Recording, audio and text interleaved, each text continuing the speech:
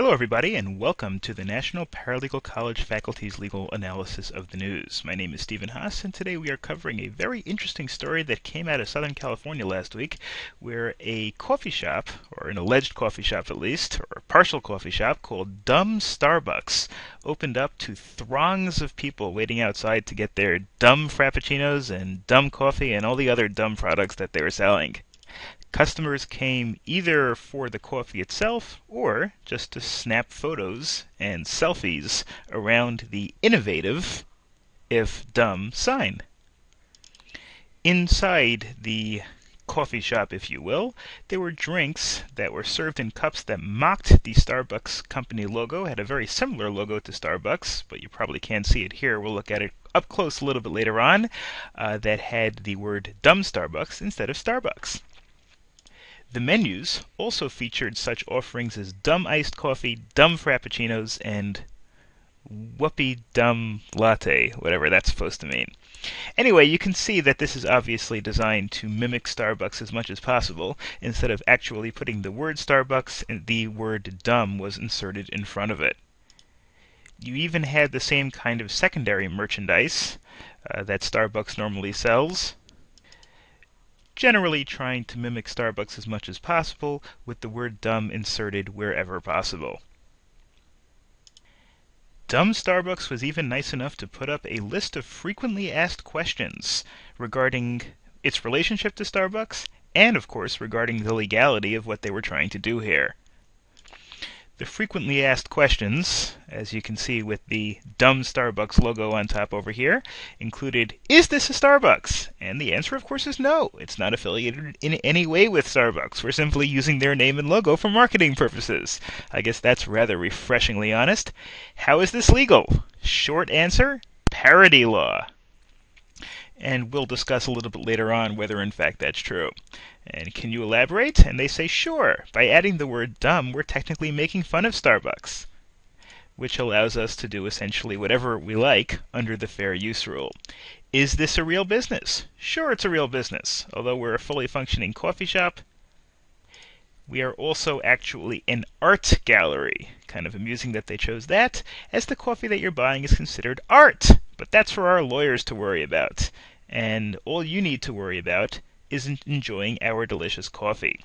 Then they're even nice enough to say nice things about Starbucks itself. Are you saying Starbucks is done? Not at all. In fact, we love Starbucks and look up to them as role models. And the only way to use their intellectual property under fair use rules is to make fun of them. The dumb comes out of necessity, not enmity. Now, as it turns out, Dumb Starbucks wasn't really meant to be a permanent coffee shop or art gallery, if you will. It was really just a stunt carried out by comedian Nathan Fielder of the Comedy Central show, Nathan for You. I guess some sort of a publicity stunt. In fact, there were many articles and discussions in subsequent days that confirmed that. Fox News reported that it was just a big stunt. We even had the Los Angeles Health Department showing up to close the store, saying that you're not allowed to serve coffee. You're allowed to serve art, perhaps, but not when the customers actually eat that art. Then you actually need permits from the health department to serve things, to be a restaurant. And we even had CNN, one of the few times it actually agrees with Fox News on something, saying that the entire thing was a stunt. Unfortunately, the real Starbucks was not overly impressed. Starbucks was looking into the parody store, and, in fact, a spokesman for the company said, we're evaluating the next steps. While we appreciate the humor, they cannot use our name, which is a protected trademark. So that's what I want to discuss over the course of the next few minutes. In fact, did this dumb Starbucks, this Nathan Fielder from Comedy Central, have the right to do that? When he set this dumb Starbucks up, serving actual coffee in the logo that's similar to Starbucks and with merchandise that's similar to Starbucks, did he in fact have the legal authority to do that, or did he violate copyright violations, subjecting himself to a lawsuit? Remember, even the fact that it's closed down doesn't mean that he cannot be sued. He can be sued for damages as well, especially if he made money doing this little stunt. And in order to help us with this question, we are going to turn to United States trademark law.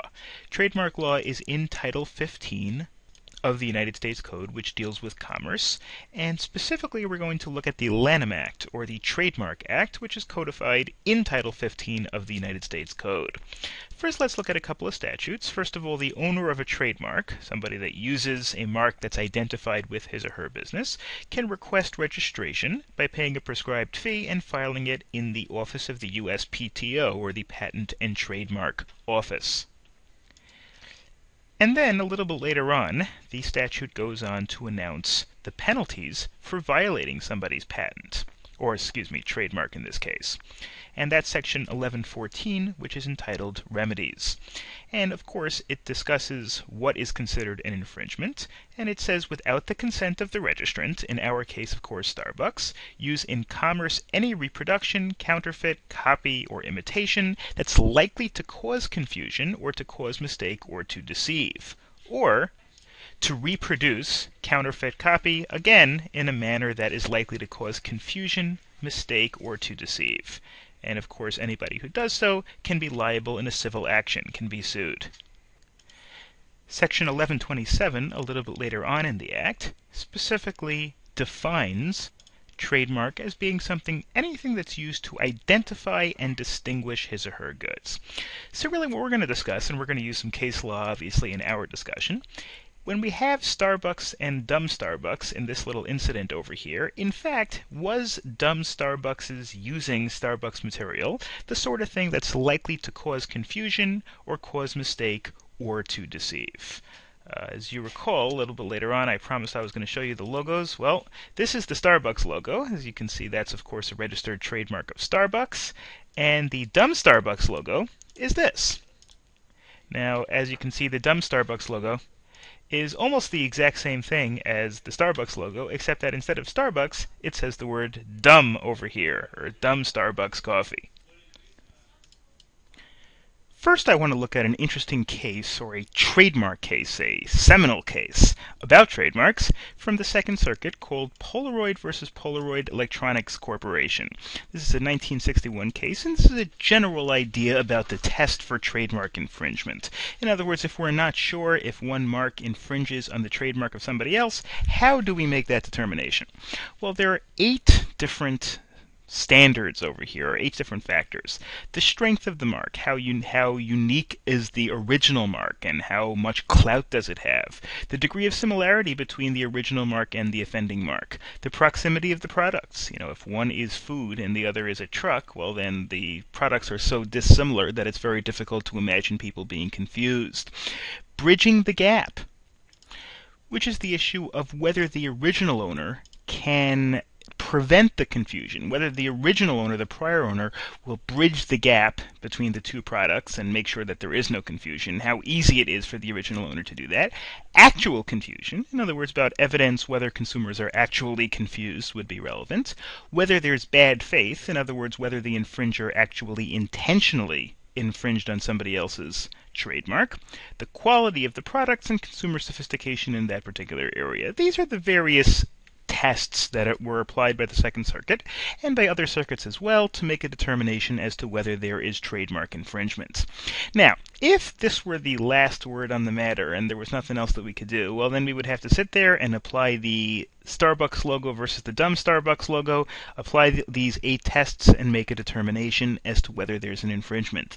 But fortunately for us, there have been many cases that have centered around parodies, that have centered around issues in which one person was using a parody of a well-established brand, and the courts have discussed what the standards are specifically for parody cases. And so we're going to look at a few of those cases, and then try to make a determination of how that would apply to our case.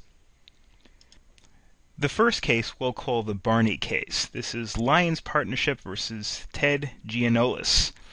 What happened here, of course, you may be familiar with the children's purple dinosaur called Barney. He used to have a show on PBS, maybe it still does. My kids used to like the show, so I remember watching a couple of episodes.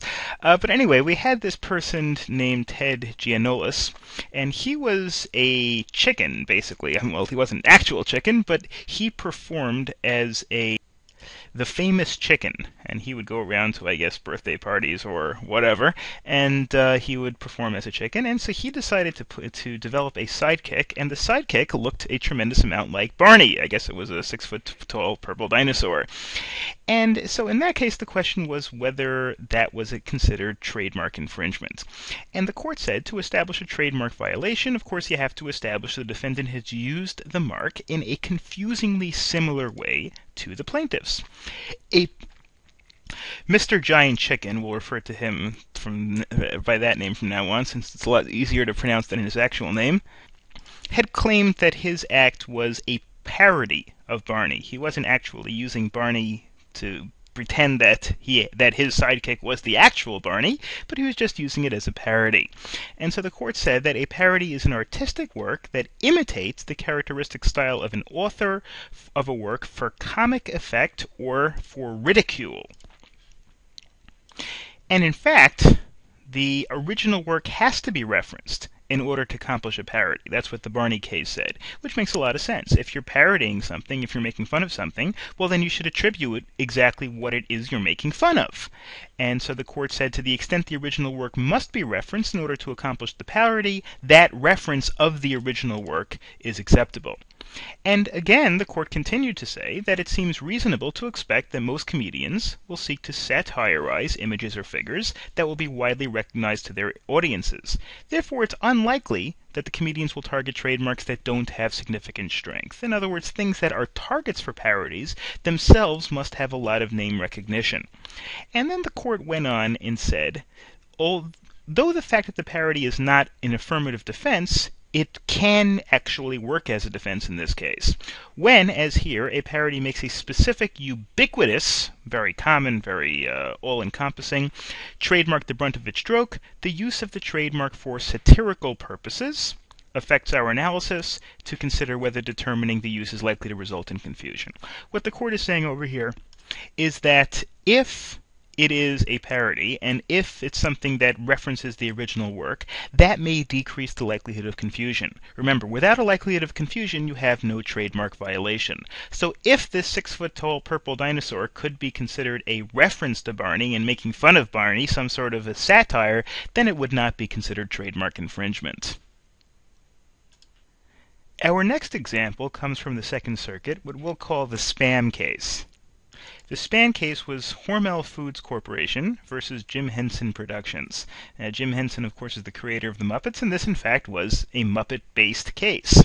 We have, on the one hand, we have Hormel Foods Corporation, which makes the canned meat called Spam, and Jim Henson and the Muppets released one of the Muppets in 1996 called Spam, or S-P-A''am.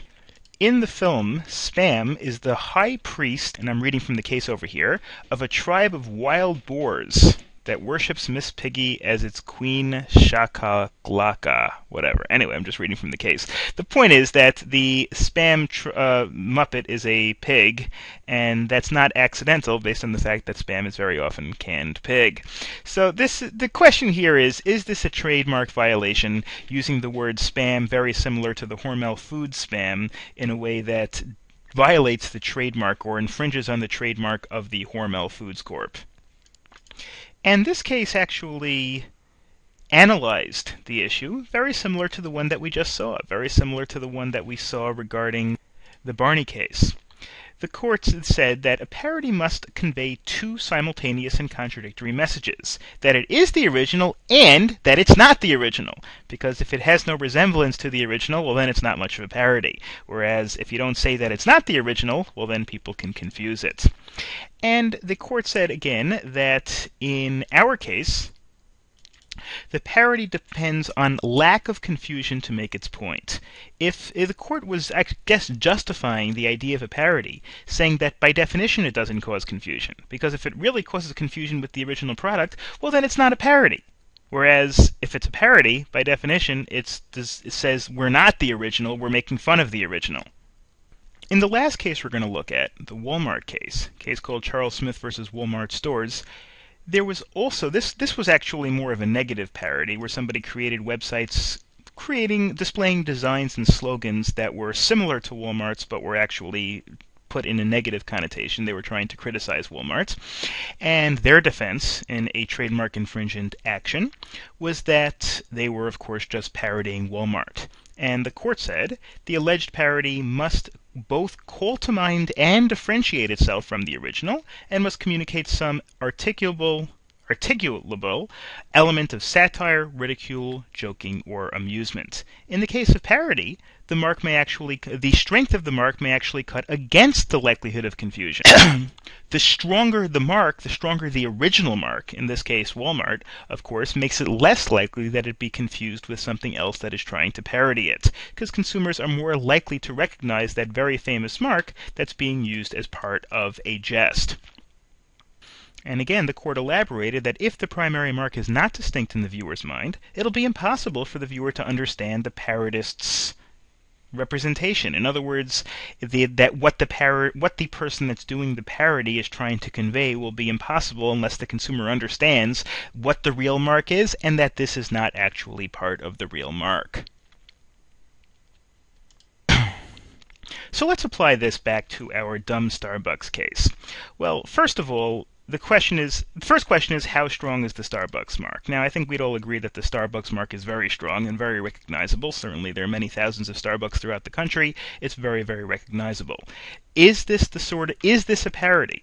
Well, I think from the literature in the store, it pretty clearly is a parody. Remember the frequently asked questions that was displayed in front of the store, and the quotes from the owner, and the fact that the word dumb, which is obviously not the sort of thing that you usually put in a coffee shop name, was there. I think all of that pretty clearly intends or indicates that it's a parody. Is there a likelihood of confusion?